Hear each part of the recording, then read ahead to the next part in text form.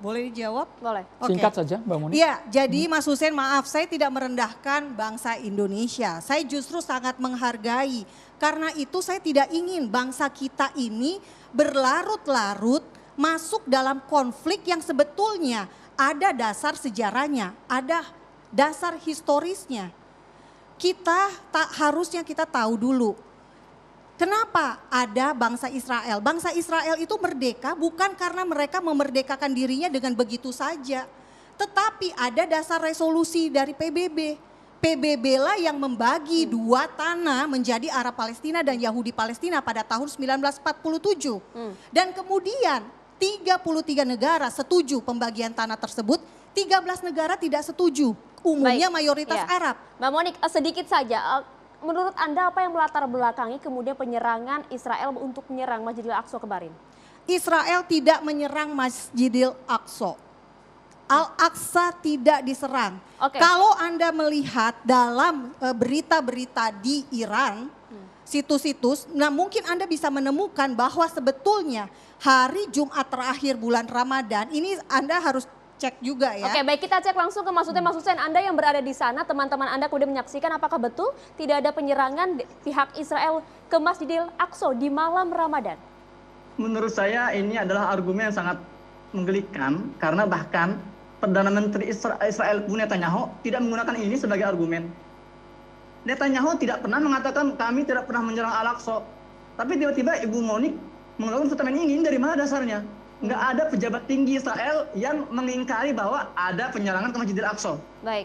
Nah, jadi mana harus saya percaya? Ibu Monik atau statement dari petinggi-petinggi Israel sendiri? Baik, kita coba dengarkan pandangan yang berbeda dari Pak Mahfud Siddiq. Pak Mahfud Siddiq dari Sekjen Partai Gelora, makasih banyak ini Mas Hussein sudah bergabung. Pak Mahfud Siddiq, kita dengarkan bagaimana versi Anda. Ini agar masyarakat juga tidak keliru akan sejarah yang ada. Iya, makasih. Pertama saya ingin mengapresiasi tadi statement dari Pak Hendro Priyono ya. Saya dari dulu manggil beliau itu suhu. Ya, walaupun kemarin saya sempat mendebat beliau ketika ada statement itu. Tapi hari ini, malam ini saya mendapatkan penjelasan tambahan bahwa maksud beliau adalah reaksi kita sebagai anggota masyarakat terhadap isu konflik Palestina-Israel ini tetap harus mempertimbangkan bahaya COVID. Agar jangan ini semakin meluas. Saya kira ini yang positif ya. Baik. Dan tentu saja di zaman sekarang bentuk ekspresi dukungan terhadap perjuangan kemerdekaan Palestina ini kan beragam, tidak harus di jalan memang. Satu misalnya gerakan crowdfunding dalam waktu 2 hari itu bisa mengumpulkan dana 1 miliar, ini luar biasa. Mereka nggak pakai turun ke jalan, cukup dengan gadget, itu bisa menghimpun dana 1 miliar dalam 2 hari. Jadi banyak bentuk-bentuk ekspresi yang tidak membuat kita menghadirkan kerumunan yang tadi dikhawatirkan oleh Pak Hendro ya, oleh Bang Edo ini. Nah yang kedua, saya tertarik tadi statement Mbak Moni bahwa beliau membuat satu NGO, LSM, non-profit untuk memberikan edukasi tentang kepada masyarakat untuk memahami persoalan Palestina dan juga Israel. Cuma dari penjelasan sepintas beliau tadi, saya malah tidak teredukasi. Bagian mana ya yang tidak teredukasi? Saya melihat informasi yang beliau sampaikan ini banyak yang absurd ya, dan justru banyak mengaburkan fakta-fakta sejarah yang ada. Karena begini, kita ini hidup sekarang di era terbuka ya, ini era keterbukaan informasi. Informasi apapun sekarang bisa kita buka ya melalui gadget kita dan sumber dari manapun bisa kita dapatkan. Jadi saya kira tentang sejarah Palestina, tentang sejarah kehadiran negara Israel di tanah Palestina, ini sudah menjadi pengetahuan umum. Tidak ada yang tersembunyi dan saya kira kalau kita mau bedah sejarah itu jauh lagi ke belakang, ya ketika bangsa Yahudi mengalami diaspora sampai dominan di penyebarannya di Eropa misalnya, yang itu juga memicu peristiwa atau tragedi Holocaust yang tadi disinggung Mbak Monik, ini kan semua bisa didapatkan dengan mudah dan sudah menjadi common knowledge ya, pengetahuan masyarakat. Jadi saya kira kalau kita ingin mengedukasi masyarakat ya jangan kemudian juga informasinya justru tadi seperti yang disampaikan oleh Mas Hussein justru jadi seperti merendahkan nalar masyarakat itu sendiri.